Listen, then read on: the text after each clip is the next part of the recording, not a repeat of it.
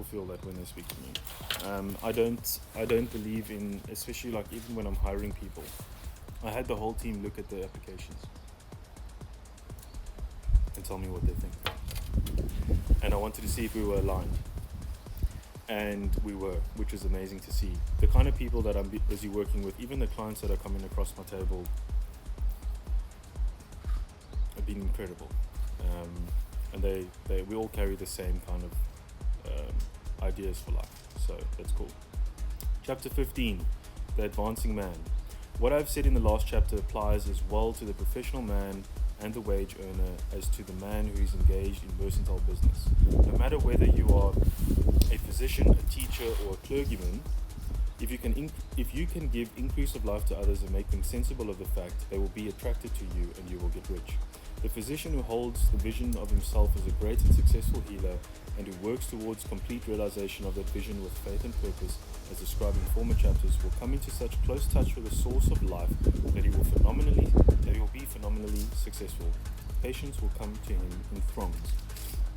No one has greater opportunity to carry into effect the teaching of this book than the practitioner of medicine. It does not matter to which the various schools he may belong, for the principle of healing is common to all of them and may be reached by all alike.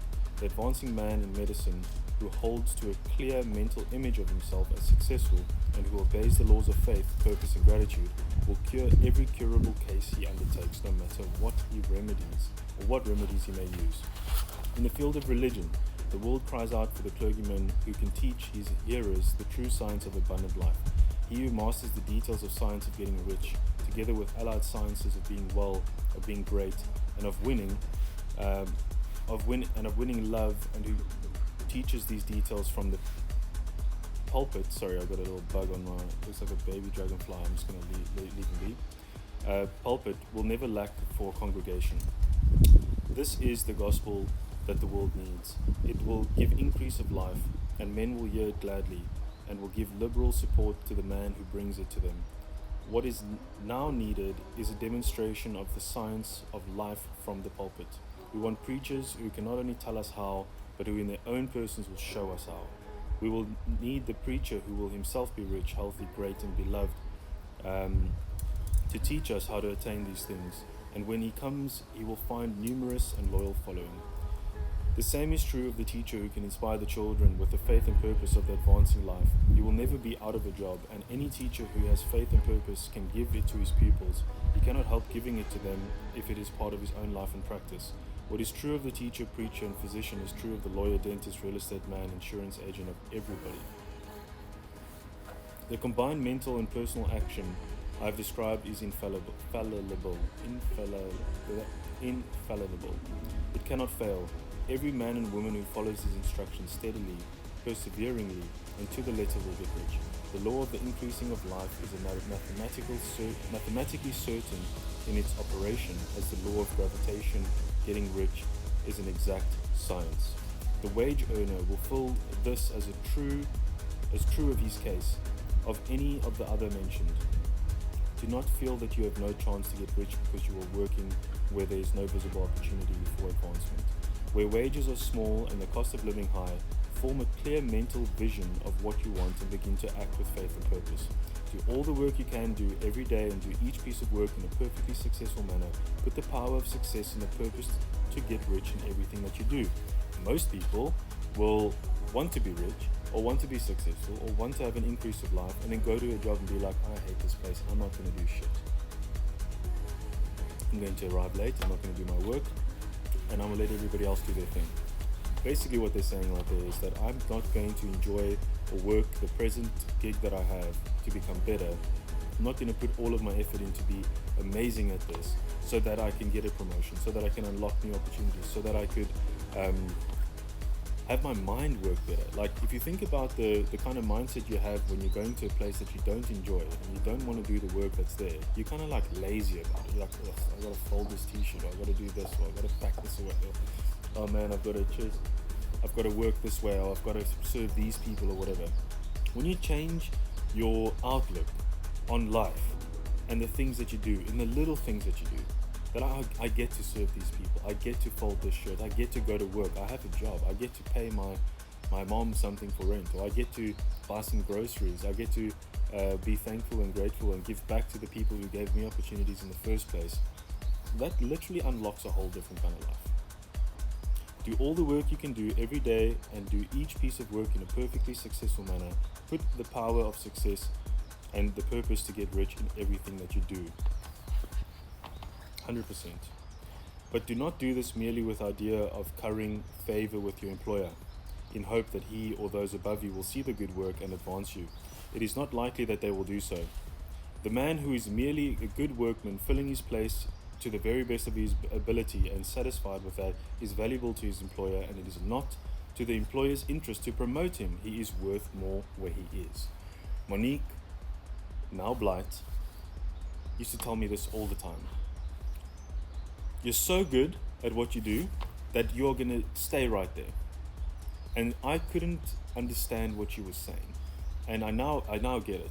I don't necessarily believe in the same thing where if I see somebody that's excellent at what they do, I would hire somebody to be their runner with them, for them to train that person to be either better than them or as good as them, and then promote accordingly.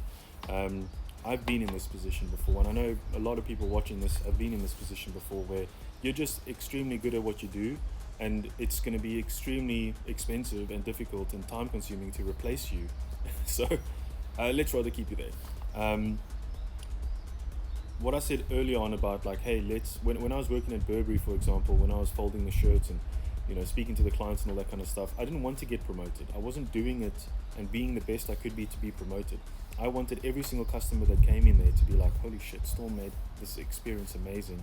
I'm going to go back and buy stuff from them because I want to chat with Storm or have Storm sell me something. But yeah, it was never to be promoted. I knew I was never going to be promoted there. The next step would be like store manager. And then the next step from there would be kind of like a head office person. It was part of the Surti group. And he owned a couple of the luxury brands inside of the waterfront. I can't remember his name, but that was the group's name. And so even then I was like, when that guy comes into the store, I'm going to shake his hand and I'm going to say to him, this is what I want. I want to come work with you in your group. I want to be a buyer, or I want to explore with you, and I want to bring in different brands into South Africa. And so there was always that certain place that I wanted to go, and I was like, fuck yeah, this is the direction that I want to go into, until it wasn't, and I changed my movements from there. To secure advancement, something more is necessary than to be large for your place. The man who is certain to advance is the one who is too big for his place, and who has a clear concept of what he wants to be, and who knows that he can become what he wants to be, and who is determined to be what he wants to be. Do not try more than fill your present place with a view to pleasing your employer. Do it with the idea of advancing yourself. Hold the faith and purpose of increasing during working hours, after working hours, and before working hours. Hold it in such a way, that every person who comes into contact with you, whether foreman, fellow workman, or social acquaintance, will feel the power of purpose radiating from you, so that everyone will get the sense of advancement increase from you. Men will be attracted to you, and if there is no possibility for advancement in your present job, you will be very soon see an opportunity to take another job. Thank you. And all of those little things compound into where you end up. There's a power which never fails to present opportunity to the advancing man who is moving in obedience to law. God cannot help helping you. If you act in a certain way, he must do so in order to help himself. There is nothing in your circumstances or in the industrial situation that can keep you down.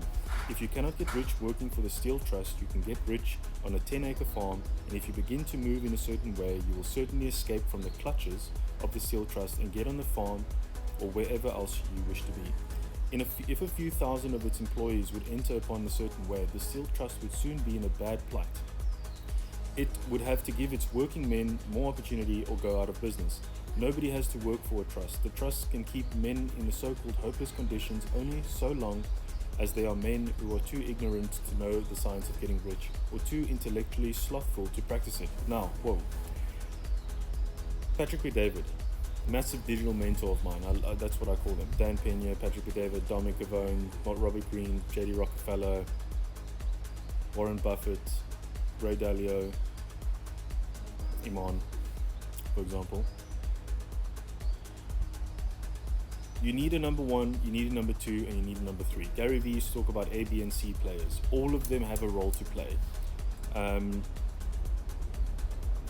You have an entrepreneur and you have an entrepreneur. An entrepreneur goes out, finds new problems, produces solutions in exchange for value and cash, and builds different businesses and solves different problems and a conglomerate of companies, etc., etc. Where an entrepreneur enjoys taking less risk, putting less risk up front with their own money, doesn't necessarily enjoy the digging in the trenches to find the problem, but enjoys providing the solution. And so when you have that, it's good. And so that's why I believe you should have conversations with the people that you work with and find out where do they want to go. Like, what is their goal in life? And so you can either help them get there, or you can show them in a direction that will help them get there better.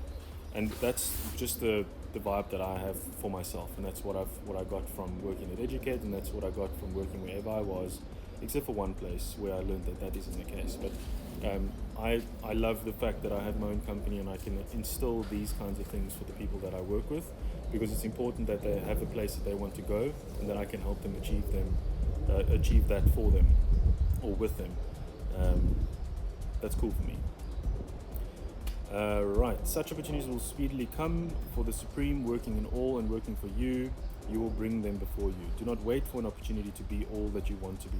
When an opportunity to be more than you are now is presented and you feel impelled toward it, take it.